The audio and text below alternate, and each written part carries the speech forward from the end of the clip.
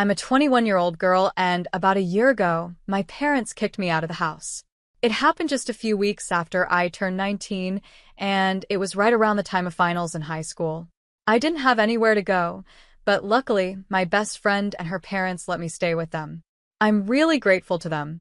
The reason my parents kicked me out was because my older sister got pregnant and they wanted her to move back in so they could take care of her. My sister isn't my full biological sister, she's my half-sister. My mom was dating Brandon, my stepdad, when they were in college.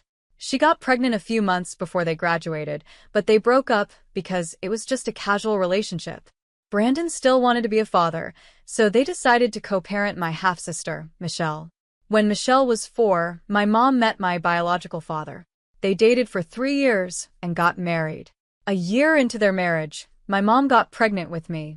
My father didn't want to have a baby, but my mom did, so they ended up breaking up over it. After my dad left, my mom cut ties with him and his family and got back together with Brandon. So, when I was born, my dad was already out of the picture, and I was raised by my mom and Brandon. They got married a few years later. Even though Brandon was around, I never felt like he accepted me as part of the family. He was always distant and cold towards me, and Michelle treated me the same way.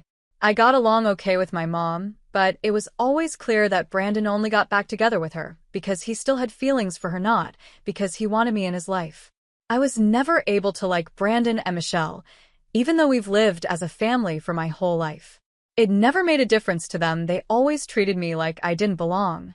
My mom always said she loved me just as much as she loved them, but it never felt that way because she never acknowledged how distant they were from me. When I was younger, I tried to bond with them, but they always rejected me. Once I was old enough to understand what was happening, I gave up trying to have a relationship with Brandon and Michelle, and that's just how things have been. I shouldn't have been surprised when they decided to kick me out because Michelle was pregnant and wanted to move back in, but it still shocked me. I should have known that Brandon would always prioritize Michelle over me, no matter how much older she was. I guess I expected my mom to stand up for me, but she didn't. About a year ago, just 3 days before finals week, Michelle came over and told us she was pregnant. She was 25 at the time, 5 years older than me, but my parents decided to kick me out so they could make room for her and help her save money. Michelle and her boyfriend had been living together in a small apartment not far from our house. I thought it made sense for her to stay there, but she wanted to move back home because she didn't feel comfortable staying in that apartment by herself. She works from home, but her boyfriend has to go out for work every day, and sometimes he has to travel for his job. She thought it would be easier to move back in with our parents while she was pregnant, so she wouldn't have to be alone. Plus, they would save a lot of money on rent, since even her boyfriend was planning to move in with her. So they decided she would move back in, and then they told me I had to leave. I had to move out for a couple of months because they needed my room for Michelle. She already had a room in our house, but after she left for college, Brandon turned it into an office. My parents told me she couldn't stay in the living room, so the only option was for me to give up my room. They asked me to think of it as a sacrifice for the family. I might not have been so upset if they hadn't had this conversation with me right before my first exam. I was already stressed out because I had a lot of exams coming up in the next 3 weeks, but all they cared about was Michelle and her pregnancy. So I told them I wasn't going anywhere. I said that Michelle had never treated me like family, so I didn't see why I needed to make any sacrifices for her. My parents tried to talk me into it, but I thought they were being unfair, so I kept arguing with them. Finally, Brandon snapped and told me I had to leave by the end of the week, or he would kick me out. He said I was an adult, and it was his choice whether I could live in his house or not.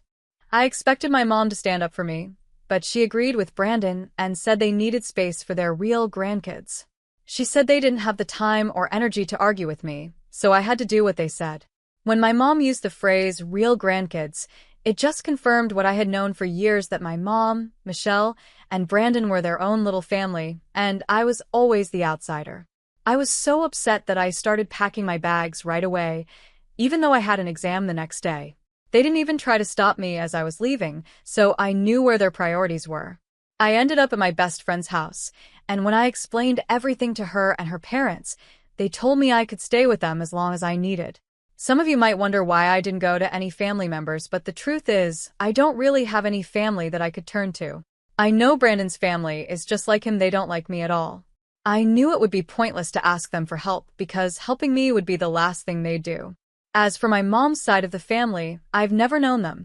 Apparently, when my mom first got pregnant with Michelle, her parents and the rest of the family cut her off.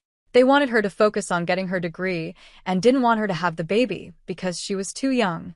But she went ahead with the pregnancy, and since then, no one from her family has spoken to her.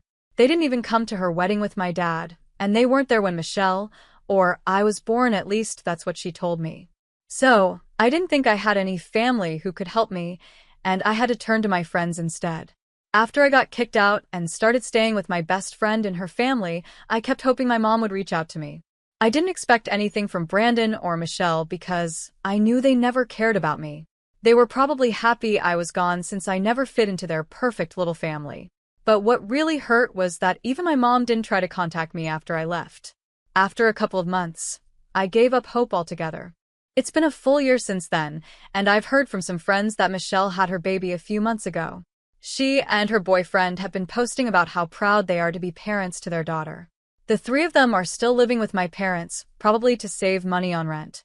Honestly, I don't care about it anymore. I've just been focusing on improving my own life. After graduating high school, I had to figure out how to get to college because I didn't have any money now that I was cut off from my parents. My best friend's parents were kind enough to let me live with them rent-free, but I couldn't expect them to pay for my college too, especially since they have 3 kids of their own. I had been really worried about paying for college, but luckily, I had applied for a few scholarships. Since I'm a good student, I received a scholarship from one of the colleges I applied to. It wasn't my first or even second choice, but I couldn't afford to turn down any chance to save money. The scholarship covered 80% of my tuition, so I decided to take out a student loan with my best friend's parents as co-signers. I reassured them that they wouldn't have to worry about paying it back because I planned to work while studying and would try to pay it off myself. That's what I've been doing. It's been tough, but knowing I'm making it on my own feels rewarding.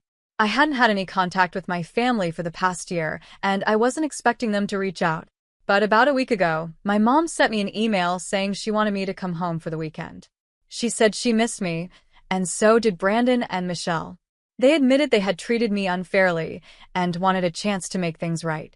My mom was being unusually sweet in the email, and it felt fake. I had a gut feeling that something wasn't right, so I didn't respond. She sent another email a few days later, but I ignored that one too, even though I was curious to find out what was going on. I knew there had to be a reason for their sudden change, and it seemed unlikely that they were feeling guilty after a whole year. I know them well, and it just didn't add up. I got the explanation I needed 5 days ago when my maternal grandparents reached out to me. I was surprised they managed to contact me since I'm pretty sure my parents didn't give them my information. They told me they had to ask around a lot, and eventually one of my high school friends trusted them enough to give them my phone number. It turned out to be my best friend, and I'm glad she didn't tell me because it was a really pleasant surprise. When they called me, it was hard to believe it was really them because it had been so long. I had said before that I never knew my grandparents. I'd never seen them or heard their voices. At first, I was skeptical when they contacted me. But then they FaceTimed me and showed me old photo albums with pictures of my mom from her childhood and teenage years. That's when I finally believed they were really my grandparents. Seeing them got both them and me pretty emotional, though I wasn't sure why I felt that way. We started talking, and I told them about myself and my life. I tried to avoid talking about my parents, but it didn't matter because they already knew everything. They explained that the reason they hadn't contacted me sooner was because of my parents. They had recently found out the truth, which is why they decided to reach out to me. I was confused by what they meant because, as far as I knew, my grandparents had cut my mom out of their lives after she got pregnant with Michelle. That's what my mom had always told me, so it was all I knew. But apparently there was more to the story. It turns out that my grandparents didn't stop talking to my mom because they were against her having Michelle at a young age. Instead, they were against a relationship with Brandon. My mom had been telling me lies about her parents because she wanted to protect Brandon's image. My grandparents were actually supportive of her pregnancy and told her it was her choice whether to have the baby. However, they didn't approve of her relationship with Brandon because, at the time, he was a well-known addict.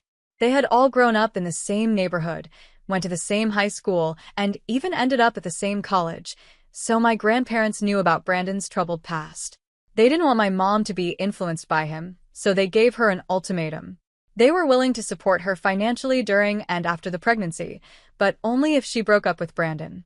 After thinking it over, my mom decided to break up with Brandon because he couldn't clean up his act, no matter how hard he tried. I think my mom's decision was in her best interest, but it seems like she started resenting her parents. They got full custody of Michelle when she was born, and Brandon only had supervised visits for the first few years. Over time, Brandon finished his degree and got clean, but my grandparents still didn't fully trust him, and they were right because he kept relapsing every few months. He wasn't good for my mom or Michelle, so my grandparents introduced my mom to my father, who was the son of a family friend. After dating on and off for a couple of years, my mom married him because she had lost hope that Brandon would ever truly get better. But I don't think she ever really moved on from Brandon because, a year into her marriage, she went back to him and they started an affair. When my mom got pregnant for the third time, she had to come clean to my father about the affair because she couldn't imagine a life without Brandon. Knowing she was pregnant, she had to tell the truth. Her infidelity was the real reason she got divorced from my father and eventually married Brandon. So, everything she told me about my father not wanting me was a lie. After I was born, they did several paternity tests, and thankfully, I was my biological father's child. I had nothing to do with Brandon, which is a relief because I wouldn't want to be his daughter. My dad even had partial custody of me for a while, but I barely remember it since I was so young. Sadly, my biological father died in a car crash when I was 9 months old, which made it easier for my mom to lie to me for the rest of my life. My father's side of the family didn't want anything to do with me after he passed away, which worked out well for my mom. As for my grandparents, they were very upset when they found out my mom had been having an affair with Brandon. They gave her an ultimatum. Either she could cut Brandon out of her life for good and work on her marriage with my father, or she could get a divorce and never speak to them again. This time, my mom chose Brandon because he had been clean for almost a year, which was longer than any of his previous attempts. That was the last big fallout my mom had with her parents, and she was still pregnant with me when it happened. After that, they didn't speak to each other until recently. I was born when my grandparents softened up and decided to reach out to my mom so they could see me. But Brandon wasn't willing to play along and be a happy family with my grandparents because of how they had treated him before. So, my mom also rejected their attempts to reconcile. Despite this, my grandparents didn't give up and kept trying to talk to my mom every few months, but she never accepted them back into her life. This went on for a couple of years until Brandon and my mom hit a rough patch financially and couldn't afford rent. With no one else to turn to, my mom had to reach out to her parents, and my grandparents decided to buy her a house so she wouldn't have to worry about rent anymore. My grandparents hoped that this big gesture would bring them closer and maybe even make them a happy family, but that didn't happen. This was almost 5 years ago when my family and I moved into a new house. It was a huge upgrade from the apartment we used to live in, and I always wondered how my parents could afford such a nice place in a good neighborhood. My mom works as a receptionist and Brandon was in sales, but his company had been struggling, so it didn't seem likely that they could afford a house like that, which was out of their budget. Now I know that it was all thanks to my grandparents. Even though my grandparents paid for the house, my parents, being ungrateful, still didn't try to rebuild their relationship with them. My mom and Brandon knew my grandparents had bought the house, but my mom told them they weren't ready to reconnect and needed time and space to think about it because they hadn't spoken for so long. My grandparents, being kind and trusting, decided to give them a few months of space. When my mom didn't reach out to them after that, my grandparents tried to talk to her again, but she just told them she needed more space. This went on for the next few years, and eventually my grandparents accepted that maybe it just wasn't meant to be. They were getting older, and they told me it was humiliating for them to keep trying to contact their daughter, only to be rejected every time. So, they told my mom they understood she didn't want anything to do with them anymore, and that it was their fault for not being kind to her in the past.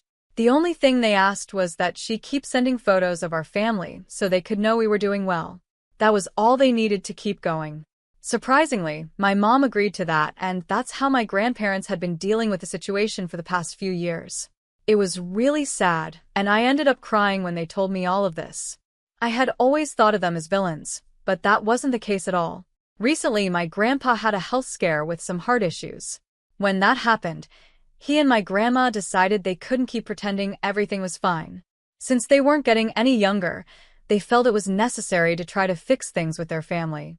They wanted the peace of knowing they had done their best to reconcile before they passed away. So, a couple of weeks ago, they decided to drop by my mom's house, technically their house since they paid for it, and the deed is in their name. When they visited, my mom had no choice but to let them in. They found out that they were great-grandparents now since Michelle had her kids. But when they asked about me, my parents got really awkward and didn't know what to say. They told my grandparents that I was away at college and that it wasn't a good time to contact me because I was stressed with exams. They couldn't even come up with a fake college name, which made my grandparents suspicious. They had a gut feeling that something was wrong, so they decided to speak to our neighbors after leaving the house. That's how my grandparents found out that I hadn't been living with my parents for the past year after they kicked me out.